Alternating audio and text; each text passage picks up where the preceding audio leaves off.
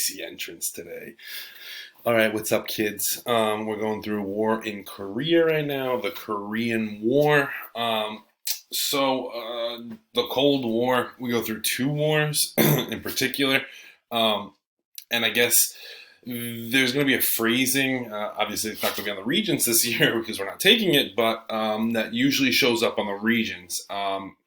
And it talks about when the Cold War got hot. Okay. Um, I'll briefly explain before I kind of get into the Korean War. Cold War means that there's no actual fighting, right? And there was no fighting between the two countries that were at war: Soviet Union, United States. No direct fighting. The times it gets hot is the Korean War, the Vietnamese War. I mean, even the issues in Cuba are times it gets hot, right? So what did these two superpowers do, right? Because at this point, the two superpowers of the world are Soviet Union and United States. They used essentially other countries to fight each other, right? They picked a side in Korea, they fought each other. They picked a side in Vietnam, they fight each other, right? They pick a side. It's not really the same thing for Cuba, but again, they both kind of declare their sides and they fight. They don't directly fight each other, though. They use they send help to each group, each side, but there's no direct fighting. Okay, so but these are there could be a question on our test that says, hey, when did the Cold War ever get hot?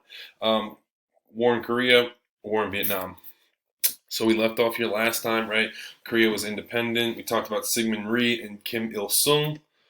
Okay, so if you continue to here is the map, right? Area, you can see yellow area occupied by communist forces, and green is area occupied by UN forces, right? The U.S. helps out the UN at this point. As you can see, it's kind of like a back and forth. At one point, North Korea takes over, reduces South Korea down to this small little piece. Afterwards, the UN and the South Korean forces make an offensive. Then again, the UN forces are forced to retreat, and they actually lose Seoul for a little while, which is the capital of South Korea at this today. And then we end up at the DMZ zone of the 38th parallel. Okay, both sides of both North and South Korea want full control of the Korean Peninsula. And this is just kind of what I just explained on the map, explained to you in words, right? We're not going to get too in depth into the Korean War. You're going to focus a lot more on that next year when you see the U.S. involvement, right? We'll briefly just talk about how Korea really fared, and at this point, it's kind of, you feel bad for the Koreans because they wanted their independence, they wanted to fight each other, but U.S., Soviet Union, China all kind of get involved and make it even worse. So 1950, North Korea attacks South Korea, overtake most of the South. U.S. will step in. U.S. will send troops. This war wasn't looked upon with great honor, I guess, for the United States, right? We weren't really proud of this. Even more, but it's even worse in the Vietnam War, right? There was a lot of people protesting, a lot of people going against the Vietnam War and shouting out against it. So we'll continue. They will overtake most of South Korea. The U.S. will then step in. September 1950, UN troops will then also help. They'll drive the North back and takes over most of North Korea. This is where Mao and the Chinese come in, again, to help communism, right? China will help the communists that drive the UN force back. And then finally, both sides will end the fighting, but they will load troops into the DMZ zone, or the demilitarized zone, okay? The Korean War, they have involvement with China, they have involvement with the Soviet Union and the United States, and it's settled basically the way it's you know it today, right? North Korea, South Korea divided along the 38th parallel and the DMZ zone, right? The demilitarized zone. It's actually pretty cool to see that demilitarized zone. Both sides are loaded with troops, and at one point there are troops facing each other.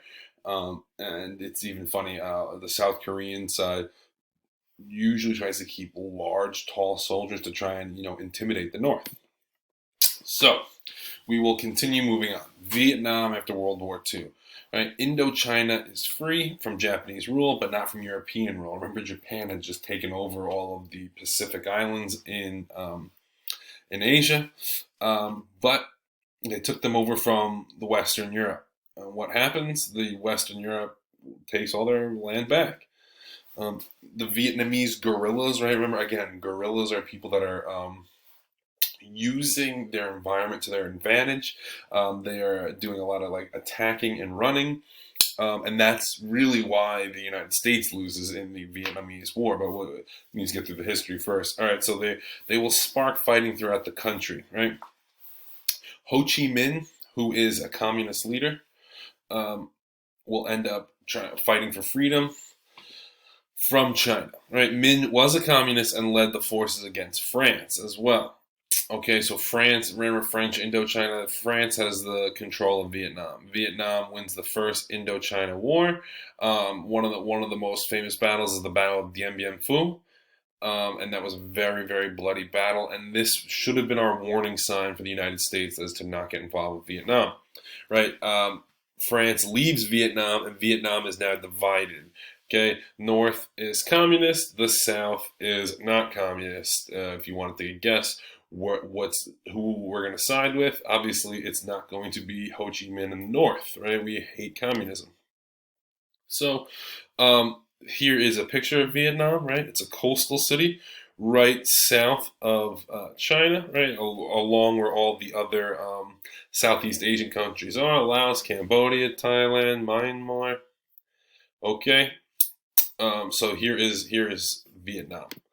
Okay, America joins the Vietnam War. Why? Ding, ding, ding. Domino theory. One Southeast Asian country goes communist, they all will, right? Thailand will fall, Cambodia will fall, Laos will fall, and we can't have that. According to the U.S. at least. Minh will continue to back the rebels or the Viet Cong. The Viet Cong are the ones who will end up fighting the United States, right? Sometimes you might hear them referred to as the VC, right? Viet Cong. They are the guerrilla warfare, the guerrilla warriors who are going to be attacking the U.S. soldiers, right? U.S. starts out sending supplies and ends up sending thousands of troops. Like I told you guys before, this war is really protested at home. Okay, people are not really proud of this moment. Many people think that this is wrong.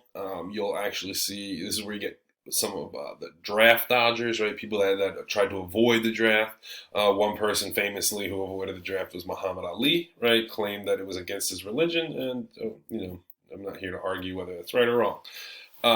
So North Vietnam attacks U.S. Navy destroyer, the SS Maddox. U.S. President Lyndon B. Johnson asks Congress for help, and the Congress passes the Gulf of Tonkin resolution. Sorry, mispronounced it. Gulf of Tonkin resolution that is giving Lyndon B. Johnson essentially full autonomy to do whatever he deems necessary to take over. Okay, or to put whatever forces he needs to gain control of Vietnam, right? Eliminate the communists. War in Vietnam. Okay, U.S. ends up sending 500,000 troops, implements a draft. Like I said, Muhammad Ali did not join the draft, as did many others. You get a lot of people protesting the draft, actually vocalizing their protests as well. This was something that's kind of unique at this point, right? More from the wars that we've learned about prior. Everyone's willing to go to war, right? World War II, think about how many people signed up. World War I, how many people signed up for the war by themselves? War in Vietnam, not so much. And it's unfortunate. A lot of the veterans that come back, they are not treated with the love and the respect that many other veterans have been treated. And it's very sad stories. Okay, China and the USSR, the Soviet Union, send aid to North Vietnam, but no troops. Okay, and North Vietnam handles themselves. U.S. will face intense guerrilla warfare. Okay, again, they have no idea what it's like in the jungles of Vietnam, and it shows. Okay, the Viet Cong knows everything about the jungles of Vietnam, and again, it shows. Many of the villagers help the Viet Cong. Again, Think about Cuba as well, right? What was our thought? Oh, all the Cuban citizens will come and save us and help our rebels. No, right? The same thing here. The Cuban rebels supported Castro, and many of the villagers, the Cuban citizens supported Castro. Many of the Vietnamese citizens as well will support Ho Chi Minh and the communist regime, right? The VC know the land better, and the VC also will get help from Cambodia and Laos. The VC will then end up launching what we call the Tet Offensive. So again, the Tet Offensive is a turning point in the war because it's a North Vietnam, basically attacking um, many southern Vietnamese cities. It doesn't really succeed in getting the southern Vietnamese to side with the North Vietnamese and expose the U.S. But what it does is it shows really kind of the evils of the U.S. and it kind of adds to the protest as well of the Vietnamese war at home and for the U.S.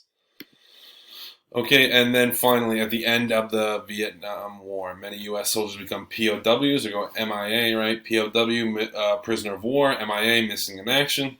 Many will oppose the war, right? Some wanted to stop the communists in Vietnam, and some just wanted to not have any U.S. soldiers die. America is divided, right? LBJ at this point, they end up creating like a song for LBJ, and it's hey, hey, hey, hey, LBJ, how many people have you killed today? And they would chant that because he was sending these troops to their deaths. Nixon becomes president for the Vietnam War at the end of the Vietnam War, and like I said, he is a wizard when it comes to dealing with foreign policy. Okay, North Vietnam wins. South Vietnam capital is taken away. Right, they're no longer named Saigon right now, and they will name it after their leader Ho Chi Minh, and it will be called Ho Chi Minh City. That's what Billy Joel writes. Good night, Saigon. A new capital of Vietnam is Hanoi, and that's our capital today. Okay, tragedy in Cambodia. We're going to get to a little bit of Cambodia right now as well. They are involved in the Vietnamese War. Okay, the U.S. bombs the North Vietnamese routes that go through Cambodia. Cambodia was actually funneling weapons to the North Vietnamese, so the North Vietnamese actually didn't have to go through Vietnam. They could kind of go around. I'll go back to the map. Right, they'll use Cambodia to kind of bring their weapons up and down. Okay. So Cambodia also will have communist guerrillas or a communist group, and that is the Khmer Rouge, and they are taking over Cambodia. Their leader is Pol Pot. Pol Pot, I guess you put Pol Pot in the same circle of hell as Hitler, Stalin, maybe even Mao. Mao's a pretty awful person too. And the goal is to eliminate Western influence, right? They wanted to rid themselves of Western influence. They go really agrarian at this point, and you'll see they simply want the country based all on agriculture, very very limited businesses and things like that. Goal is to eliminate Western influence and massive genocide in Cambodia. Genocide is just a killing of groups of people. Okay. So the Soviet at this time as well, the Soviet Union is beginning to fall. This will probably be the last one that I can get to because again we're at 15 minutes. World War II will end with many Soviets still suffering. Khrushchev will allow freedom of speech, sticks to a command economy, and refuses to allow any European countries to gain their freedom. Eastern European countries to gain their freedom. A little bit of freedom with the freedom of speech. And then the issues with the command economy will arise, as you guys all know, right? Command economy or communist economy. There's no motivation to produce goods, and the government has no idea what the people need. I'm going to start with this next time, so ta-ta, folks.